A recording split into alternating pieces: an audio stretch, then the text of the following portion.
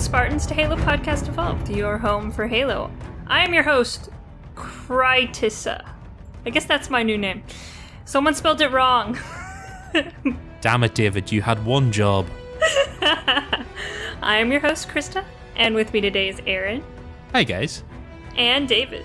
I don't know who spelled that wrong. It's actually impossible to find out.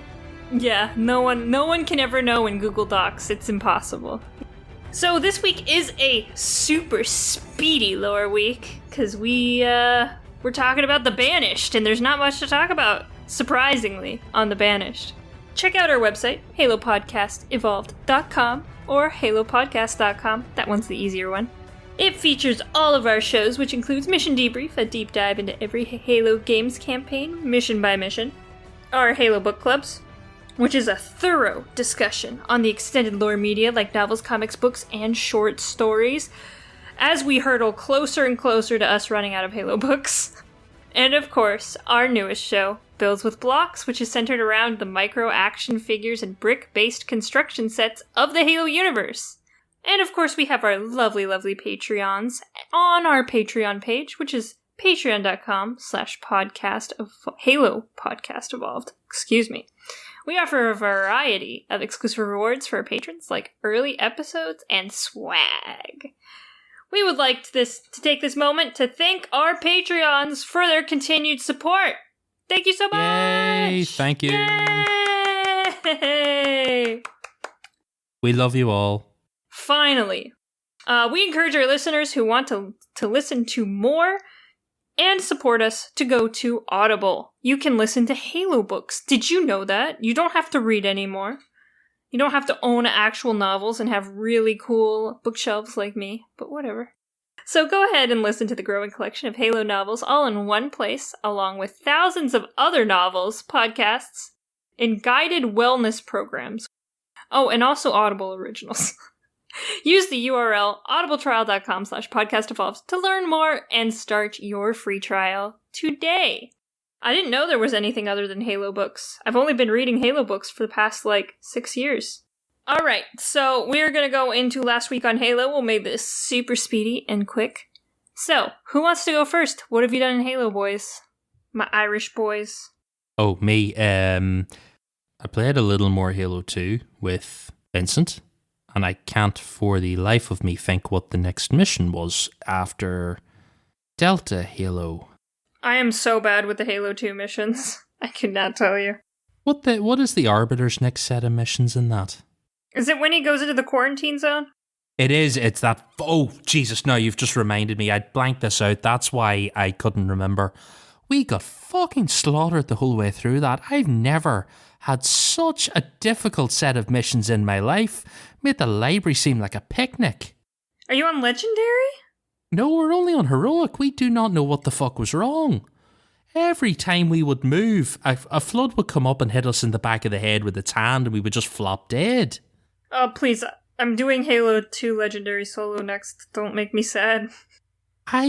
Honestly, you know the bit when you're going down through the ducts at the start? Yeah. You know, you punch the column, it rises up out of the ground, you slide down a bit. We would slide out of the bottom and go to run through a level, and a shotgun flood would just appear out of nowhere, and that would be the end of us. You'd be pumping rounds into the flood because we picked up our own shotguns. We were like, not dying, not dying, not dying. And then it would one-shot us and just be like, we're dead. I've never had such a tough time of it, and we were just wrecked the whole way through it. We finished the first part of Quarantine Zone on -400. We finished the second part. I think we maybe broke even. We were so bad at it. I don't know if we were just tired or what, but it was awful. Fuck that. Oh, good. My Legendary Solo is going to be great. I'm excited. But see, when I did it solo, I don't remember having this much bother with it. There was something about it because we were sitting there playing and we were like, do you remember this being this awful? No, I don't. I have no clue, but I'm so glad we got through it because I'm never doing it again. And that was only Heroic. I dread to think what Legendary would have been like. Yeah. But I just tuned all that out of my mind. The only other thing I did for relaxing was some more Grounded. Oh, God, that's not relaxing at all. Yeah, well, you see, I haven't really got any further in the story. All I did was, after listening to last week and Oran, I moved my base to the top of the baseball.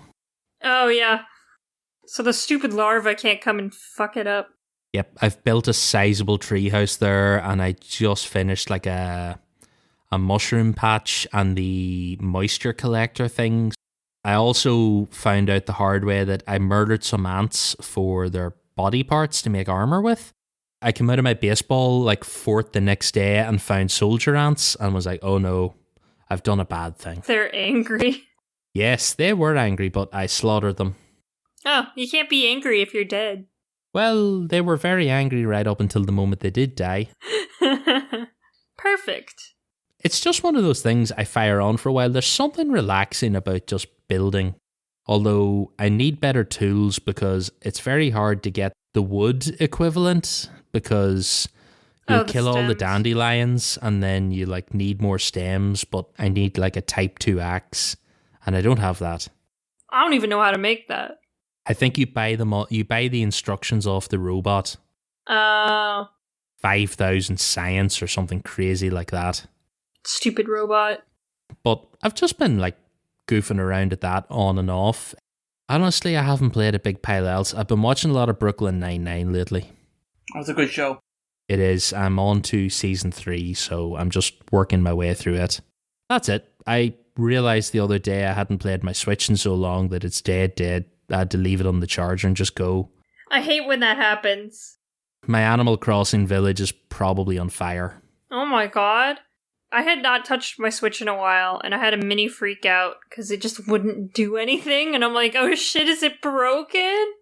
That scared the shit out of me, and I wasn't at home, so I only had like a regular USB-C charger. So it took about 3 hours to make it come back to life, and the whole time I was sitting there going like, it's dead. I've lost everything. I don't even know if my like cloud saves are switched on. I pay for Nintendo Online and I've no clue how any of that works. But I assume because it's Nintendo and I didn't turn it on, it's not on by default. Yeah, because it's Nintendo. They make things tough. It makes you appreciate just how much the Xbox does for you without having to ask it. Yes. Holy shit. That's me. Nothing else. All right, David. I did some Halo stuff for Mission Debrief. That's like my usual kind of weekly thing at this stage now. Just playing some Halo Wars 2. I haven't done anything else, literally anything else, other than play The Witcher 3 for weeks and weeks and weeks. Just because I'm so close to finishing it and I wanted to start New Game Plus and do the DLC. So I finally finished the DLC, got everything. I have one Chivo left in that game, and then I can finally say I'm done with it. It's taken a long time. I'm 371 hours into that game. It's ridiculous. Like, ridiculous. But it's so good. It's still one of my favorite games. I love that game so much. And it's only like my second playthrough. I will say there's a lot of glitched achievements, which have broken me so badly. So there's a lot of like restarts, hard resets, clearing the cache. Oh, so many stupid things just to get achievements to pop. So I had to do so many missions multiple times, but I was so close and I wanted it done. That sounds awful. David, you're crazy. Well, I'm almost done. The last achievement I have, I'll be so happy to play anything else. But I still love the game. I know that feeling though when you've played a game for way too long and you're like, I just want it to be done. I love you, but I want to do something else now. That's pretty much where I've been. I've just like, there's so many games piled up that I need to play, and The Witcher is just taking up all my time. So I'm glad that I can be done with it and can start playing other things. Like maybe actually playing some Halo. I'd like to play all the games again, I think, before Infinite, just to kind of get one big ass playthrough. Yeah. I think that's what I might do at some stage. Do you remember a time when we used to play Division? Yeah, that was fun. Remember we used to do that? Yeah, I need to play some more Division. I haven't played it since we last played it, since we finished the I haven't DLC. Fired it up since, just not even touched it.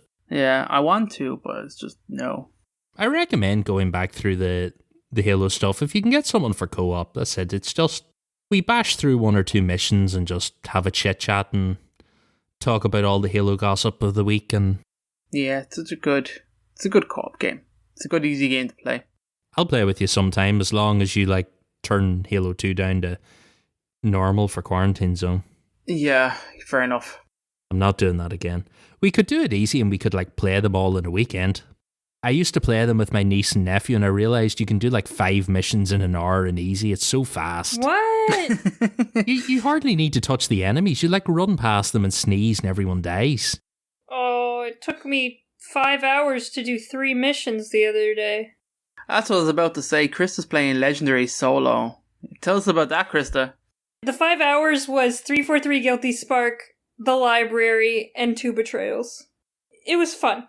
I'm having a good time. I realized on, I don't know why, but I realized on Master Chief Collection, the only games I have left to do Legendary Solo are Halo 1, 2, and 3.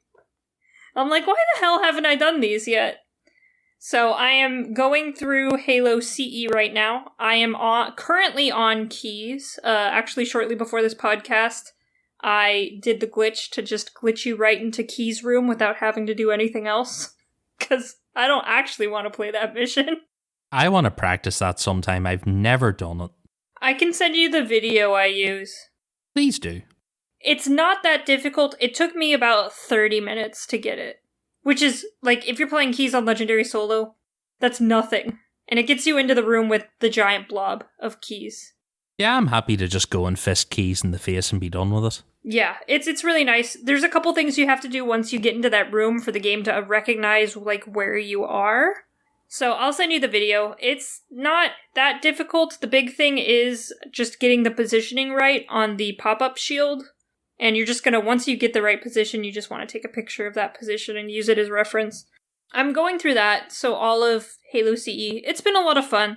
You know, Halo CE is very difficult at times, but you just gotta kind of take your time and, you know, accept that you might be dying a million times on one checkpoint. Ew. Also, I did Lego, guys. I did Mega Constructs. I made a sword. I watched that. That was fun. It was a lot of fun. I didn't realize how hard it was to snap some of the pieces together, and so my fingers were really, really sore, like, the next day. Oh, wow. Yeah, some of the pieces take some force.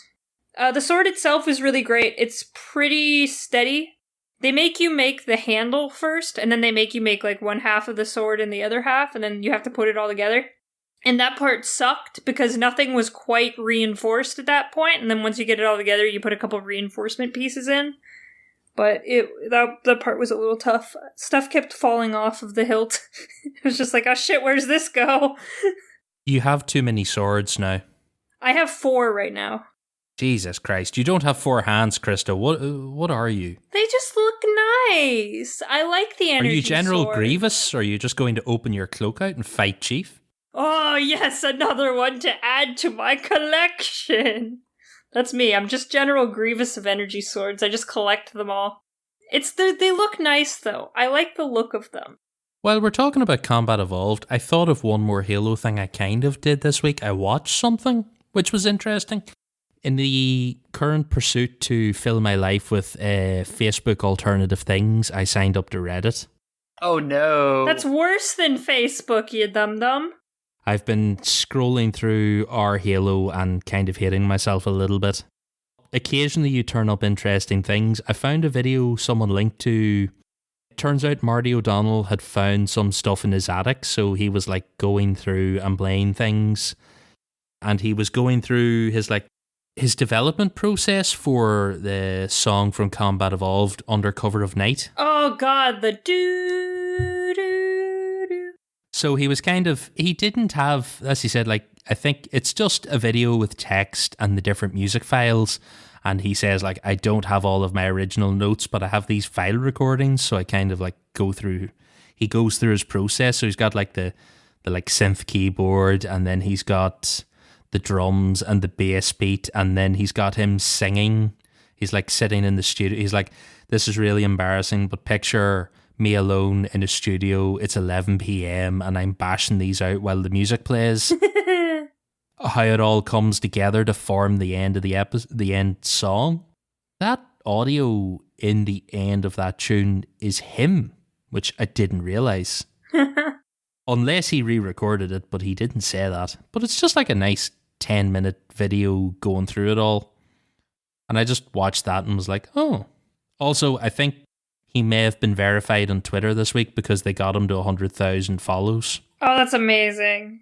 So I think Marty's now verified on top of everything. That was the only other Halo thing I did. I love Marty. Playing Legendary solo and having to do the same thing over and over and over again really makes you appreciate the soundtrack, because that's all you have to keep you going. I kind of don't like him because this week I learned that Marty's the reason that Johnson died. Really? Is he? It's him. He said if there were no high stakes, then what was the point? I saw a quote from him that said we were sitting in the studio and I was actually cackling as we plotted out his death. No. I hate you. Oh no. Stupid Marty. I'm kind of torn now. I still love Marty, but I hate Marty. How could you? How could he do this? Alright, should we go on to our, snippet of Banished lore that we have? Oh, we missed our one Halo headline. Oh, there was two things I kind of saw. The first one, a bunch of people tagged us in this, and even my friends outside of the Halo community tagged me in this. A fellow named Brian David Gilbert, who works for Polygon, did a video called, I think I read all the Halo novels in the year and I became the Master Chief, or something like that. I think it was the Master Chief of Halo or something, yeah. The Master Chief of Halo. And it's about a 30-minute video that is such a good watch. I was way more impressed with how much I actually enjoyed watching the video. It does poke a little bit of fun at Halo, but it's interesting to see how an outsider becomes an insider, and then how he views himself and stuff, and how it changes. So he spent a year from the 30th of June, I think last year, to now reading all the Halo novels that at the time were out. And it's really interesting to see the bits that he likes and how he critiques them. I was so shocked when he didn't like the original trilogy. Same. I was he really did not think Halo Reach was anything much decent at all, and didn't say much about the Flood or First Strike. Pretty much all he says about First Strike is nothing happens, and then moves on. And I'm like, what? That's such a good goddamn book. But he loved the Karen Travis books. Which you can understand why, because they were written in a very different style of Halo novels up to then, really hammering home the dark secrets of Halo and what was bad. Great characters, all really well fleshed out. Interesting conclusions and all that kind of stuff, and it's pretty damn good. I think the stuff he says about the crypt, about Greg Bear's books are also hilarious. The Senshium are hot. No one knows. I love the existential crisis of the video towards the end where he's like, the Halo universe is my only friend. I can't talk to anyone because I know so much about Halo. And I'm like, oh my god, that's how this podcast started. It's awesome that he seems to appreciate all he knows as well, though. Do you know what I mean? He's not not taking the piss. He's not mocking the Halo universe for having a universe, but it's interesting to see him break it down. I think he made fun of the fact that Halo had just an insane amount of books, which, I mean... Yeah. He reacts to it just like I expect anyone else, new to the Halo universe would react to it. Why are there so many books? Yeah, and it's interesting to feel he's reading these books so he can tell you what you need to know before Halo Infinite comes out. And it's just all you need to know is it's John, this is who he is, and he's fighting. But it's interesting when you break it down with the one person he loves and trusts the most betrayed him, and now he must fight her and all this kind of stuff. It's interesting.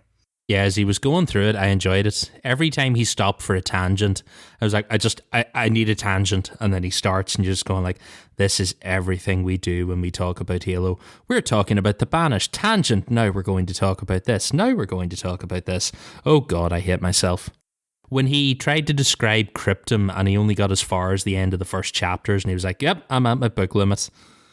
I did laugh. It was really well done. I've seen another video from him. He's really funny. He made a video to calculate the health points of your pet. How much HP your pet has. Okay.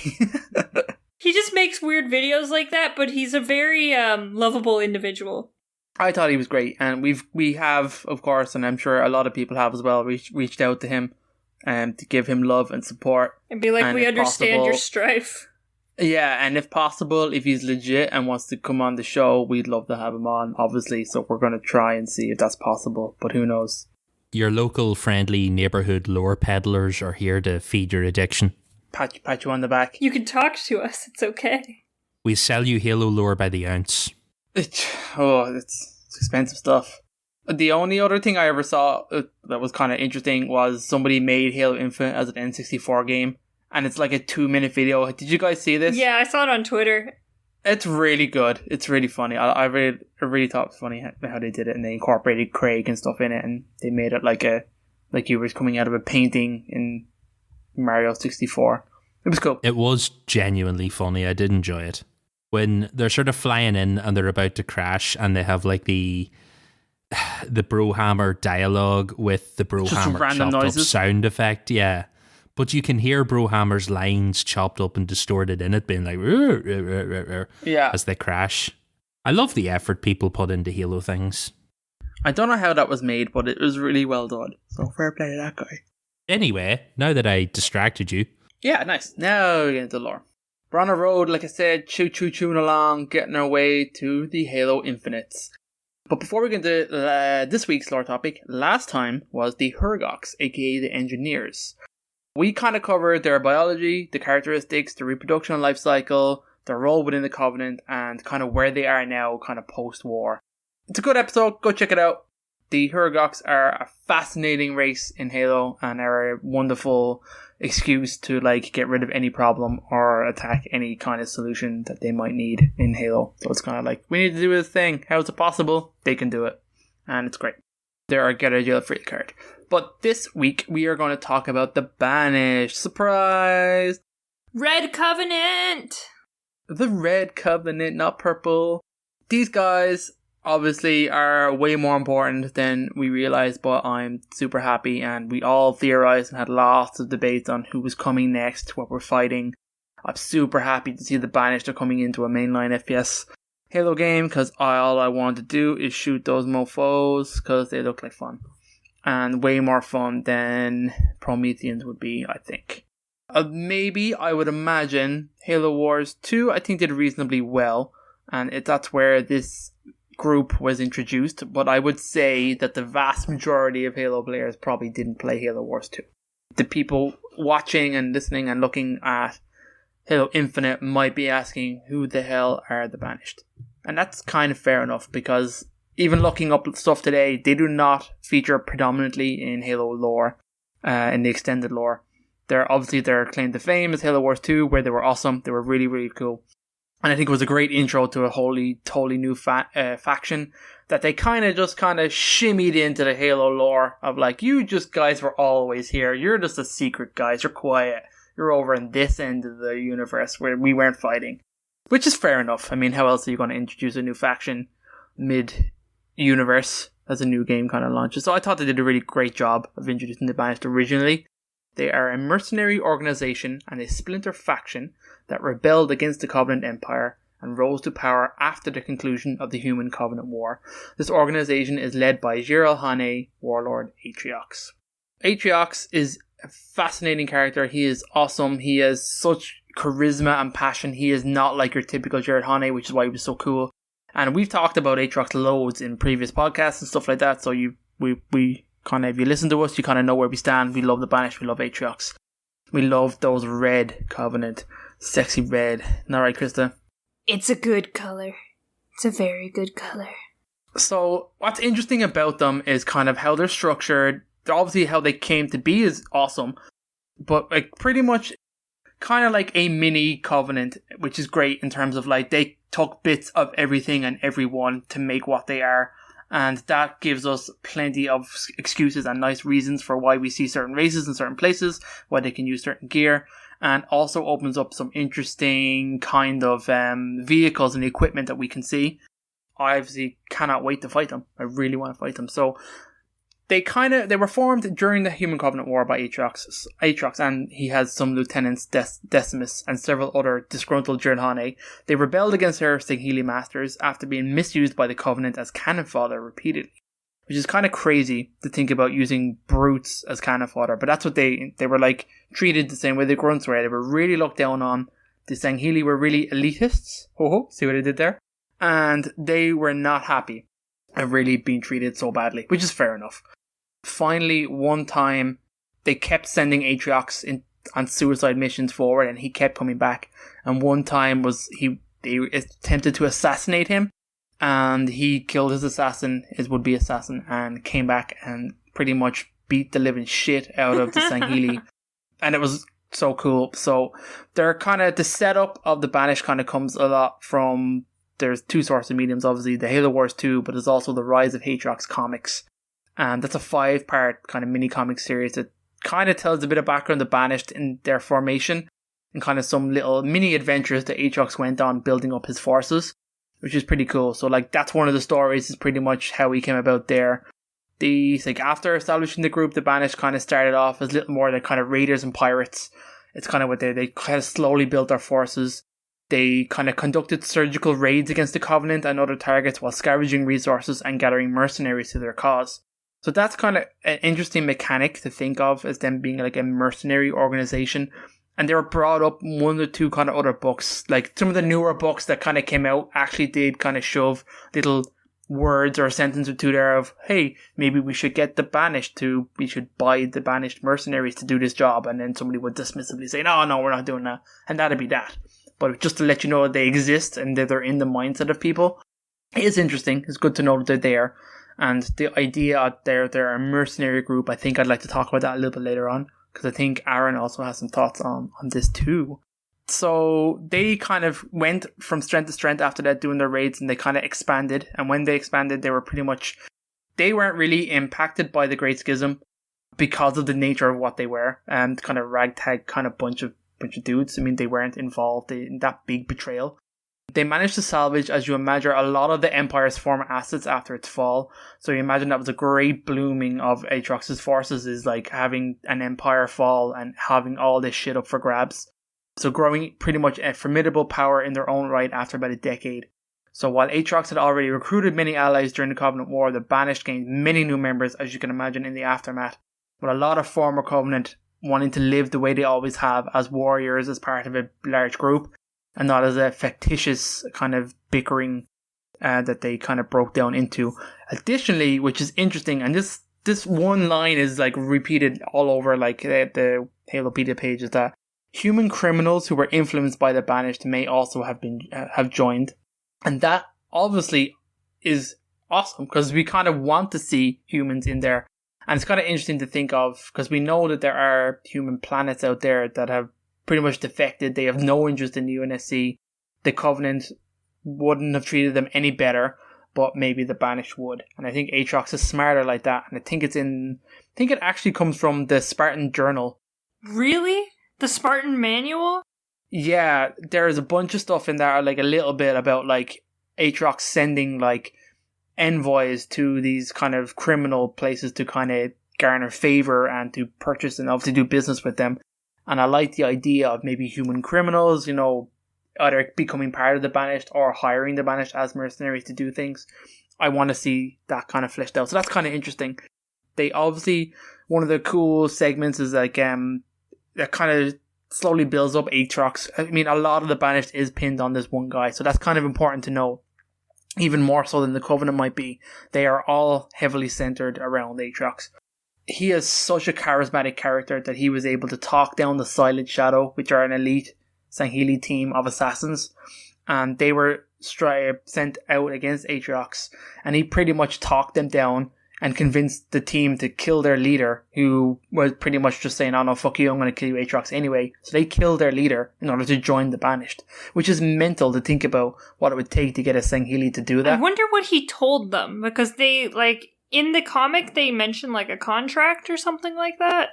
Yeah, I think, I'm not sure what it was, but he kind of, the way they talk about it is that, like, he explained to them that your hatred of me comes from the betrayal of the Great Schism, where the elites murdered Jirahane murdered a lot of the Sangheili, and a lot of the High Council and stuff like that. But he was like, I wasn't part of the Covenant. I didn't do that. I had nothing to do with that.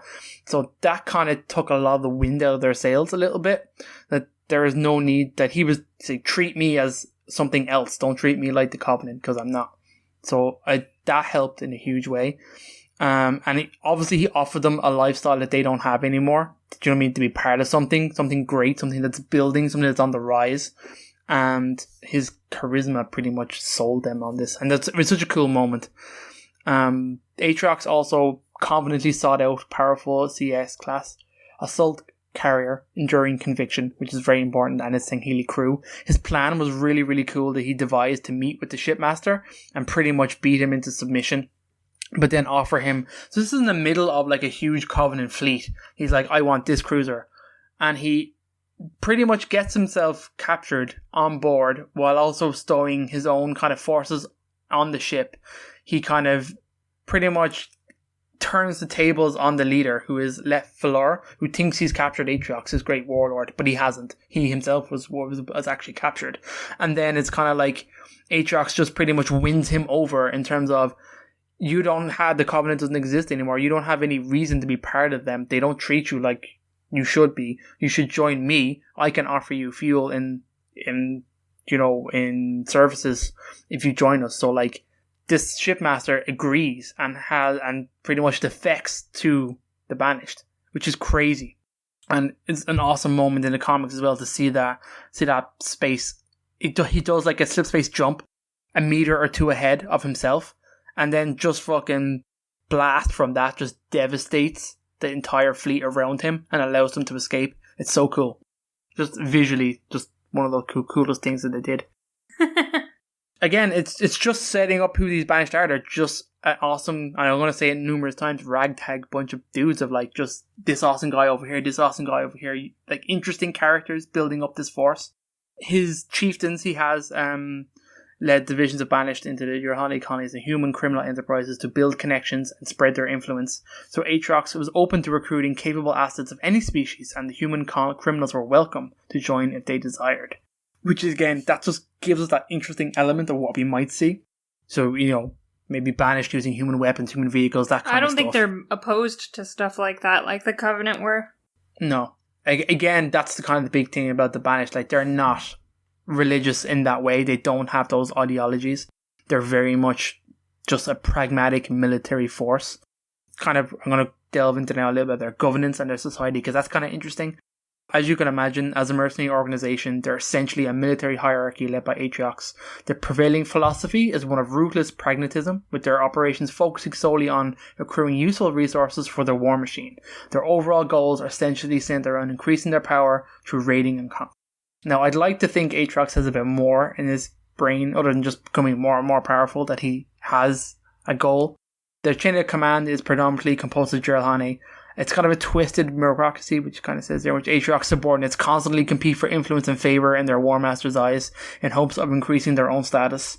Atriox has spies across his command to snuff out any signs of disloyalty, and his inner circle of chieftains are known as Atriox Chosen, and they're used to enforce compliance among other higher ranks. So it's not all nice inside there. It's pretty chaotic, it kind of sounds up at the top. I think that's just kind of the natural Jiralhane way.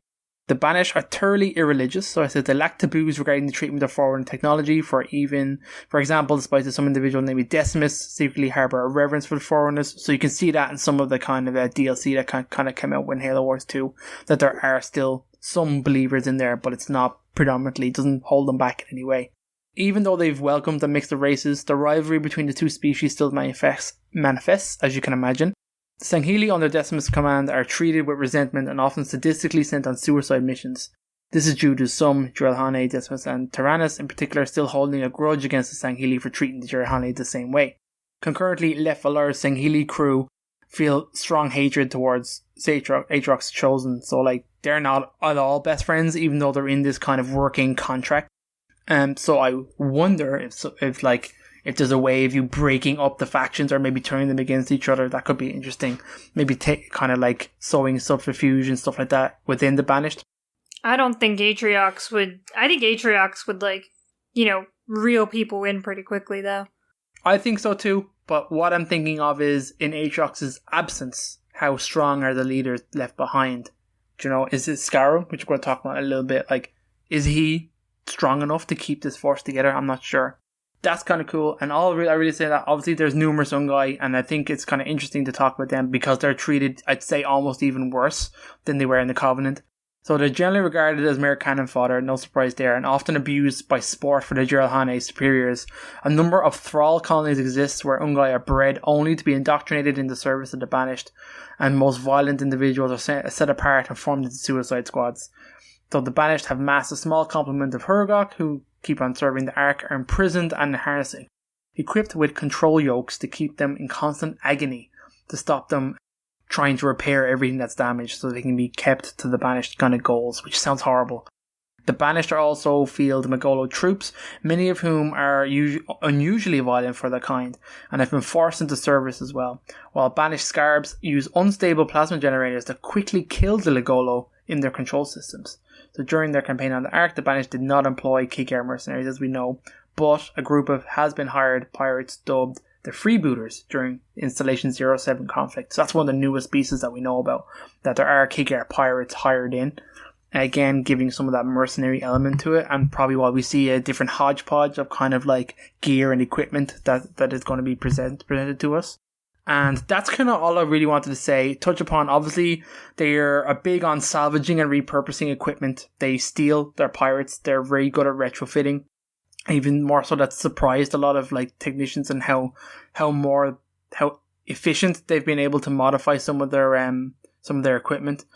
They have the capabilities to manufacture their own weaponry using gravitating catapults in their spike weapons. How the Banished have managed to make such improvements in short time continues to baffle the UNSC technicians. They also have a few unique vehicles, which I'm kind of hoping to see, like the Blisterback, the Shroud, the Marauder, and the Reaver Anti-Airwalker. Like, all of them would be pretty cool to see in an FPS game. Also the Scarab.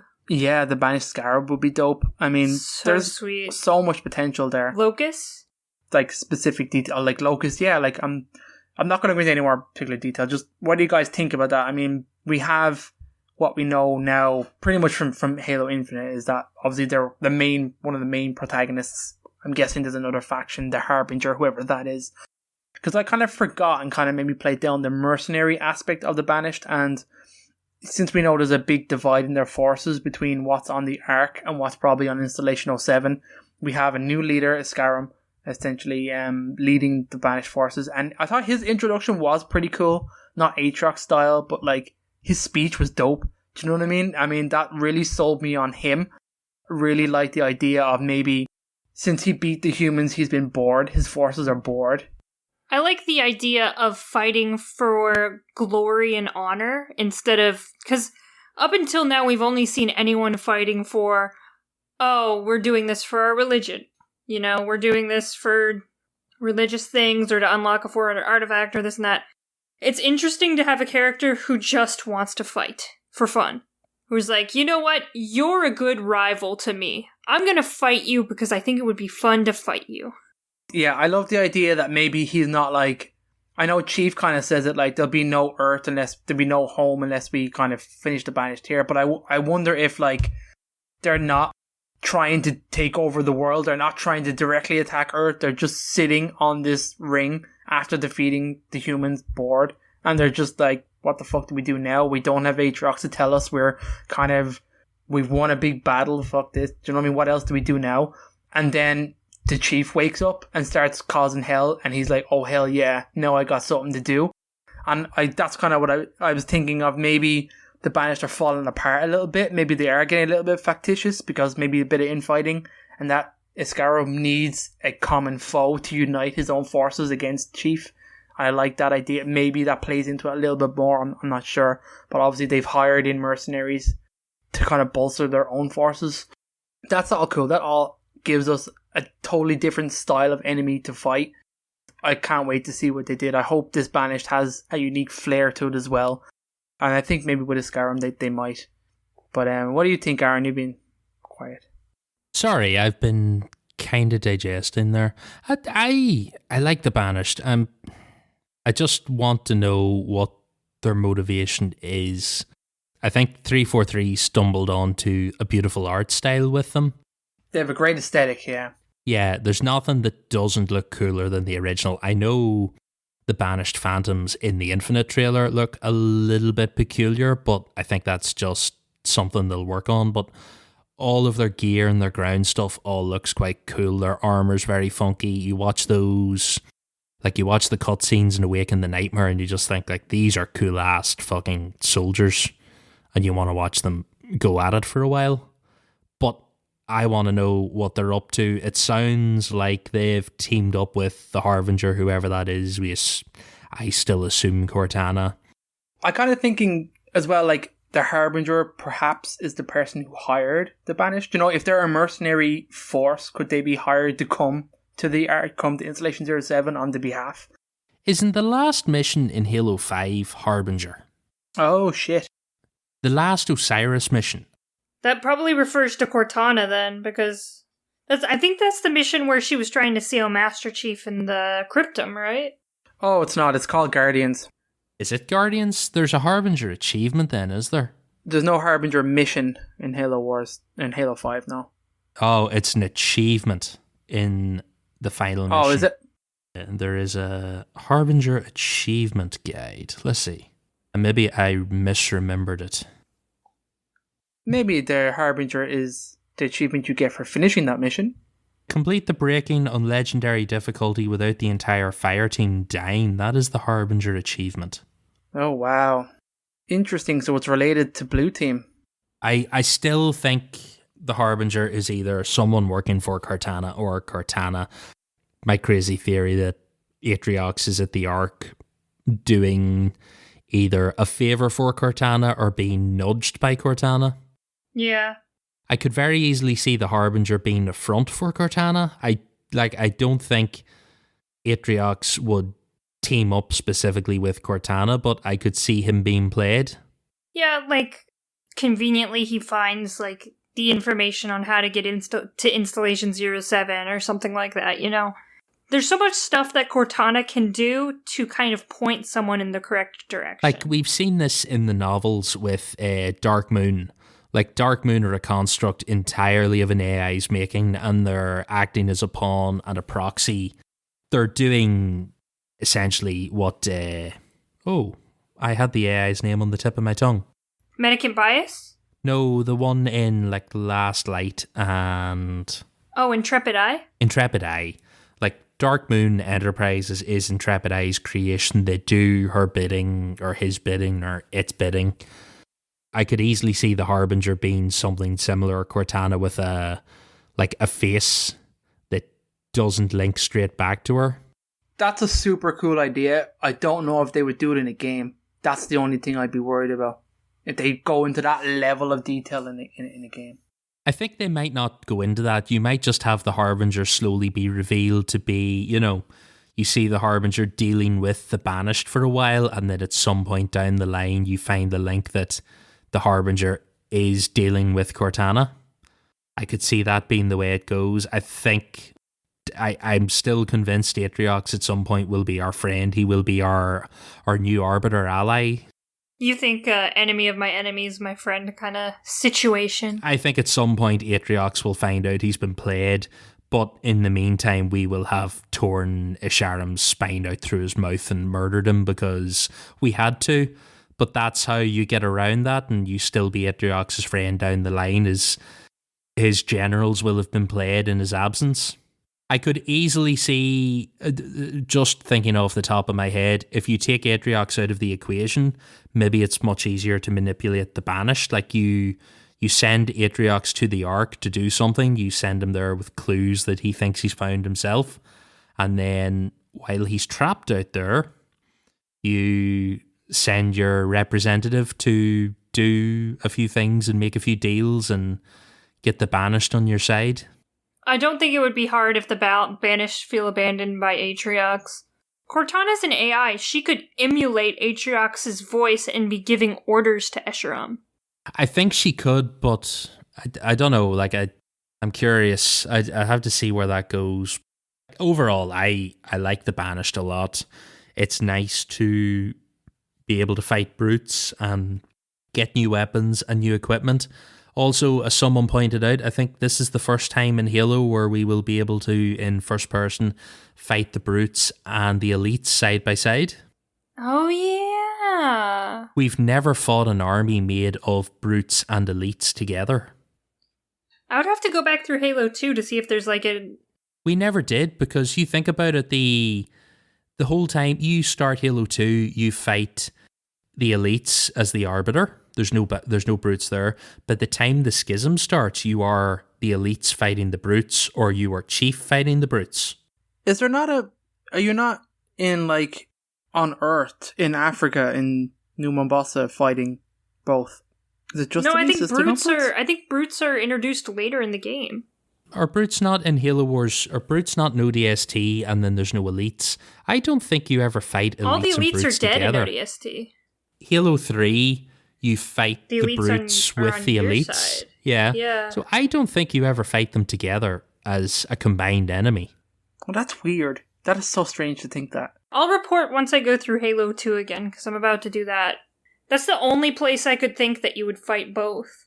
Like, off the top of my head, I think you fight brutes and Flood, like, as Chief in the later levels. Like, once you get to High Charity, you're fighting the brutes and the grunts and the Flood. And then as the Arbiter, you're fighting the brutes and the Flood. But the elites are on your side. Madness. I'm pretty sure this is the first time that you have that. Like, I had that during the week where I was going like, I think I'm right. I know there's a slim line where they could be. Like, even at Reach, there could have been brutes. I know there isn't in the game, but technically in the timeline there could have been. But that said, in the game you didn't get them either. So, like, there's no... This will be the first time where you'll be fighting elites and having to deal with brutes berserking in the middle of it. Huh. Because they'll all be on the one team against you. That's crazy. There we go. I stopped the podcast. I'm happy enough with that. Otherwise, I hope Isharam or whatever the way they pronounce it is a cool enemy. He needs a little more hair, maybe, or a beard, I think. His model needs a little touching up. His kind of weird teeth. Something strange going on there. But he seems like he has potential to be a good enemy. I like the voice actor. I think it does a good job. Yeah, I think he'll come across really good. I like the idea that he might be enjoying the fight with you. I think that's pretty cool. In terms of Banished, that's kind of where we're at, guys. This faction is kind of going to be something a little bit new for us. And it's really exciting. Hell yeah. I'm delighted to Halo Infinite, to be honest. Really, really happy.